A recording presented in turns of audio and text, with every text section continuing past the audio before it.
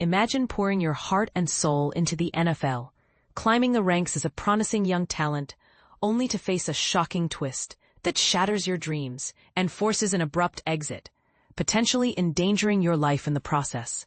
That's the heartbreaking reality for Cleveland Browns wide receiver David Bell, who stunned the football world by announcing his retirement on Tuesday.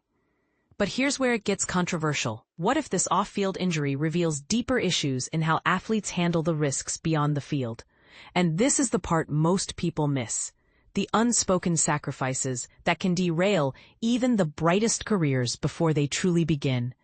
Reporting from ESPN, I'm Daniel Oefusi, your go-to source for all things Cleveland Browns. Before joining ESPN, I covered the Miami Dolphins for the Miami Herald and the Baltimore Ravens for the Baltimore Sun. So I've seen my share of player stories unfold. On October 14, 2025, at 4:57 p.m. Eastern Time, Bell took to social media with a candid post that pulled back the curtain on his difficult decision. He explained that he was blindsided by an off-field injury that was beyond my control, one that threw his entire football future into uncertainty. To help beginners understand, an off-field injury here isn't something that happens during a game or practice. It's an unexpected health issue unrelated to football, like an accident or illness outside of the sport, which can still have devastating impacts on a player's ability to continue. In his heartfelt message, Bell shared, "After consulting with medical experts and praying, I accept that continuing to play football would literally risk life and limb."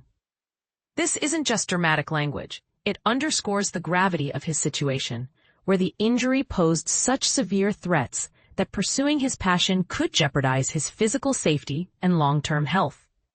For context, think of it like deciding whether to continue driving a car with faulty brakes. You might love the ride, but the danger outweighs the thrill. Bell, at just 24 years old, was placed on the non-football injury list to kick off training camp, meaning he couldn't participate due to this unrelated issue. His last action on the field came in Week 2 of the 2024 season, where a season-ending hip injury sidelined him, compounding the off-field challenges. As a refresher for those new to NFL stats, Bell was a 2022 third-round draft pick by the Browns, showcasing his potential early on.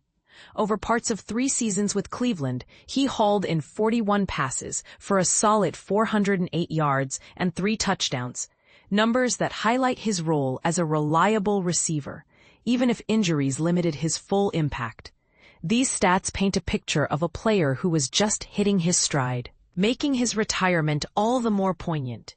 For example, a receiver like Bell contributes to game-winning drives by catching key passes, and losing such talent prematurely can shift team dynamics, much like removing a piece from a well-oiled machine. But let's pause and ponder the controversy here.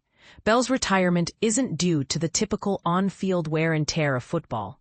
It's this mysterious off-field injury that raises eyebrows. Some might argue it's a smart, health-first choice in an era where athletes are increasingly vocal about player safety and mental health. Others could counter that it highlights flaws in how the NFL handles injuries beyond the gridiron, like inadequate support for non-football-related health crises. Is this a sign of progress in valuing athletes' lives over careers, or does it expose gaps in the league's welfare system? What do you think? Should players be given more resources to recover from off-field issues, or is retirement the only safe option sometimes? Share your thoughts in the comments. I'd love to hear agreements, disagreements, or even your own stories about tough decisions in sports or life. After all, conversations like this can spark real change.